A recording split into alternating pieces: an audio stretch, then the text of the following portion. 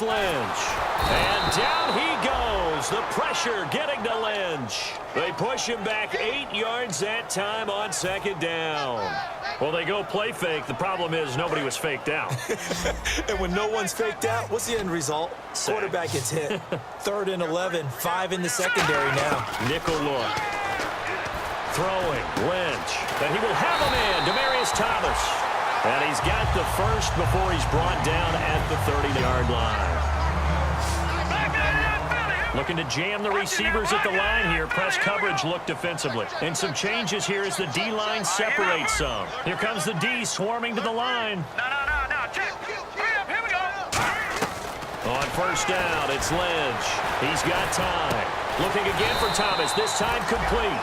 And taking it across midfield and inside the 45. He's come a long way since his time at Georgia Tech. What did he run at Tech? He ran hitches and go routes, essentially. Yeah. I mean, but he ran them really well. He averaged well over 20 yards a catch while he was there.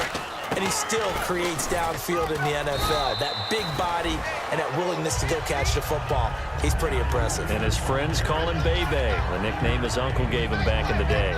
In my book, that's running the ball well, but with intelligence. How about him keeping the clock moving, staying in bounds? Yeah, even though it's the third quarter, you're thinking ahead, aren't you? This is where your running game can really help you with a lead in the second half. I agree totally. It's not just end-of-the-half situations that you worry about the clock.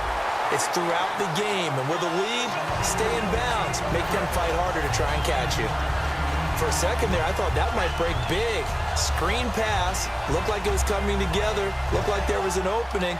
Still, ended up with a solid game. Fresh set of downs here. Watch left. Tight end to the left. Set. Now a play fake here on first down. Backing up. And his throw's going to be incomplete. Well, the numbers have been good in the passing game, and certainly a big reason why they have the lead. But now here, third quarter, maybe go to the run game a little more? Yeah, perhaps. I mean, after that incompletion, a little credit to the defense for shutting them down on that play. Maybe you try and run the football a little bit more in this spot. But they have to feel good about how they've been throwing it overall. No. Check. Patriot. All right, now, lucky 56. Lucky 56. Set.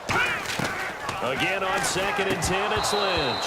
And this is incomplete. C.J. Anderson, the intended target. And it'll be 3rd and 10.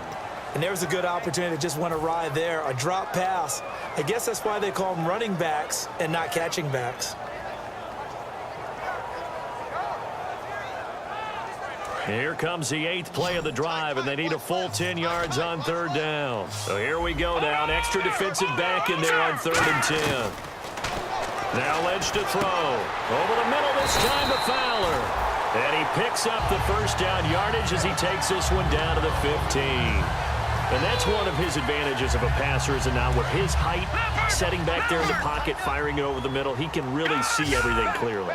It is, and I know that other quarterbacks get it done different ways, all right? You don't have to be his height to make a great play. But what he does is he takes away having to make those slide steps in the pocket to find angles to throw the ball through. He just throws right over the top of it because he can see everything. And sometimes that saves time and gets the ball to a receiver quicker. And he can't find a receiver, and he's brought down. It was the safety blitz that ultimately did the job, and they're going to credit him with a sack. They've been moving the ball well offensively, really getting into a groove. Last play, pass completion. Now, finally, the defense gets there. And you have to find a way to disrupt their rhythm. Do you do it with coverage, or do you do it with pressure? They elected to go with pressure, and it was the right call. On 3rd down, Lynch. And this will be caught. It's Fowler for a Bronco touchdown. Benny Fowler, his 3rd touchdown of the game and 4th on the year. And the Broncos will add on to their lead. And they're able to up the lead by 1 more.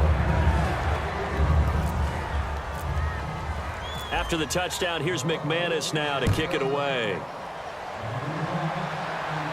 This fielded at the 2. And his guys will get the football right at the 20-yard line. So we get set to start this third quarter. Here's the Falcons offense now. They're down in this game. A chance for the offense, though, to put something on the board, get some momentum here in half 2. Try and get things kick-started for them. And you know at the half they discussed how they were going to get that done. This is where scripting comes into play a lot of the time. How many plays do you script coming out of the second? Most of the time in the first half, you're scripting 12 to 16. I think in the second half, you're really scripting more like 8 to 10. Kind of a starter or an opener, whatever terminology they use. Just something to get you off to a quick start. So they complete the pass, and now they face a second down. Ryan now off the bootleg. And his throw's going to be incomplete. They were looking that time to get it to Justin Hardy. And they're going to face a third down.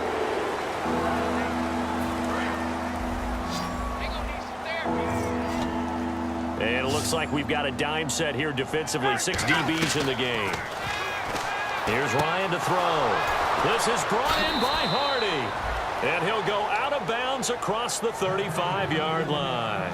But it appears that they read man defense and went to the out route, and what you have to do on that one is the receiver's got to make sure he works the defender towards the middle of the field to give himself space to cut to the outside and have that ball delivered with good timing, and they got it done. A gain of 3, second down. Let's give a lot of credit to the offensive line. They've been able to move the ball really well on the ground the entire game, and while that wasn't a huge one, that's okay. They'll take them in short, steady bursts. 3 receivers to the left, 1 to the right. A fake to Freeman. Now it's Ryan. And he finds a man on a crossing route. And he'll be taken down at the 46-yard line. So on that play, defense was in the zone. They ran a crossing route offensively, but the defense there, you got to be good with communication, don't you? You certainly do, and it's not something that is really evident when you watch it on the screen. But everyone's talking, communicating, pointing, and to keep... It's caught inside the 25. Touchdown, Falcons. Julio Jones with his second touchdown of the game, number 7 on the year. And the Falcons get a bit closer. Well, if you've got him in your fantasy league, you like his production, his second touchdown of the game. But right now, his team is trailing. Fortunately, he's playing pretty well and trying to keep him in it. Yeah, they might need a little more from him here. Yeah, I wouldn't be surprised if they continue to call his number. Right now, he needs his defense to step up and give him a chance.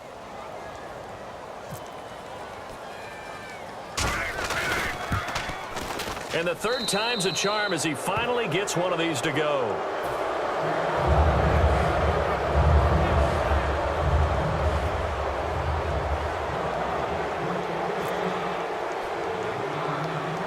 And after the touchdown, here's Bryant now to kick it away.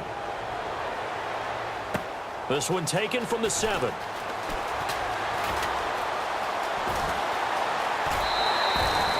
Return gets all the way to midfield, so we know the field position is absolutely flipped at this point.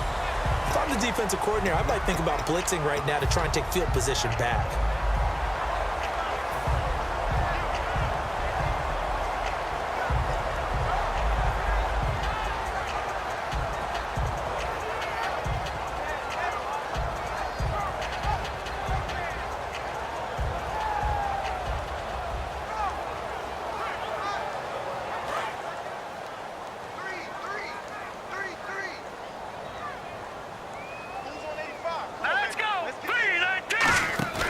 From midfield now, here's Lynch.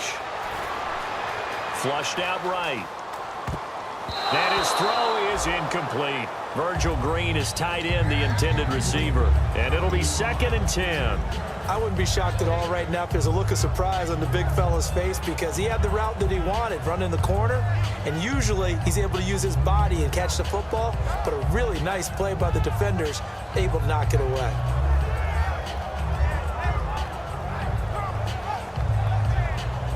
And on 2nd and 10 now.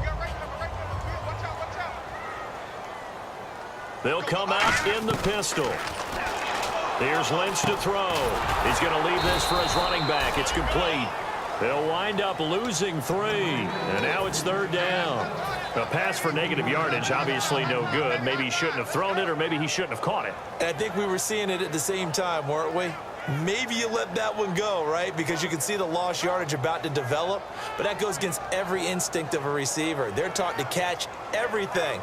So it's really hard to be mad at him and yell at him for trying to make that play.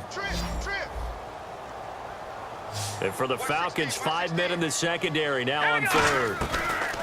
Now Paxton Lynch on 3rd and long. He throws and he hits the slant route to Thomas. And they'll get 14 yards out of it and a fresh set of downs. And on that last play there, he's over 400 yards passing now. You know what that generally means? Success. That, and it means you really didn't miss opportunities. Usually very accurate. The ball's getting to the right place. Guys are making yardage after the catch to help you out that way.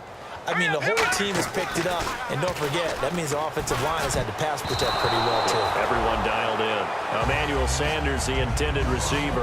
And that'll make it 2nd and 10. In most pass defenses, the guy playing safety has the ability to roam free and try and go to the football. But when you're in man, you've got to cover just like a guy playing out on the corner. Lock up on the receiver and go to the football. That's exactly what he did, batting that one away. 2nd and 10. It's Lynch again. He's going to flip that out to the flat. It's complete. And he's going to get this inside the 30. They pick up 12 on the play there, and they move the chains. And a nice gain and a broken tackle along the way. And really, we shouldn't be surprised, should we? That's what runners do, especially the best ones. They break tackles and gain extra yardage.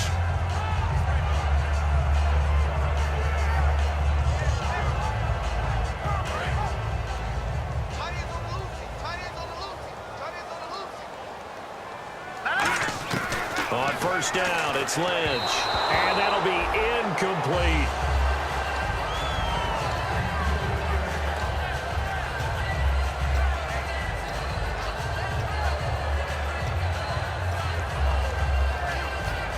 Unable to connect on the 1st down pass play.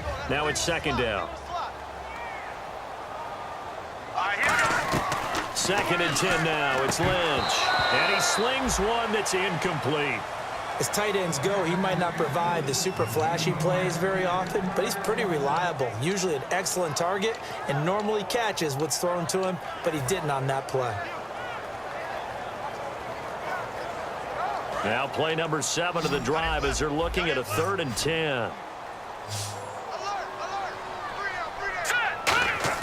On 3rd down, Lynch. And he takes a shot on the release as this will be incomplete. Demaryius Thomas, the intended receiver. And that's going to make it 4th down. Now Brandon McManus for the Bronco field goal. He hit his first one, this from 44 yards out now. And this is going to be no good. He misses it off to the left, and this score will stay right where it is. So it's an empty possession, and as a kicker, not the way you want to start your day's work. And now each team's missed a field goal here so far, Brandon, so apparently neither guy is immune.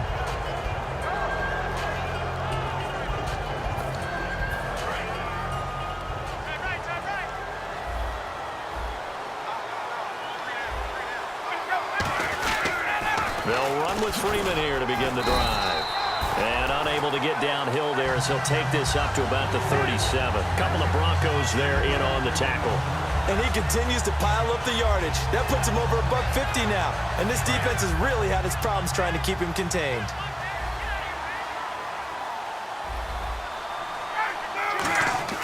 Now Ryan on 2nd down.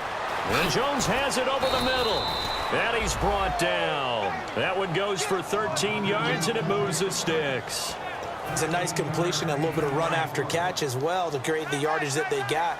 But it is so tough to cover that route, the drag route, because they run it at varying speeds. Because the key is to create hesitancy on the defender's part. Always so empathetic for those DBs, aren't you? 2 yards on the pickup there. It'll be 2nd and 8.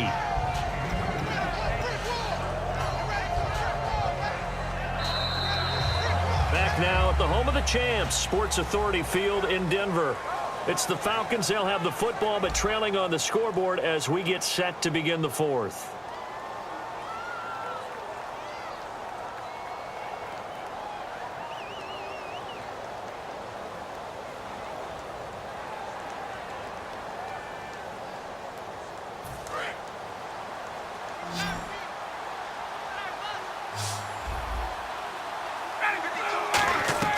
On 2nd down, here's Ryan. Fuller brings it in over the middle. And he'll get it down here to the 43. 5 yards on the pickup, and it'll be 3rd down. They're going to hurry back to the line now. Ryan now to throw on third. Into a double team, and it's intercepted. It's the linebacker, DeMarcus Ware. And they will set up shop at their own 41-yard.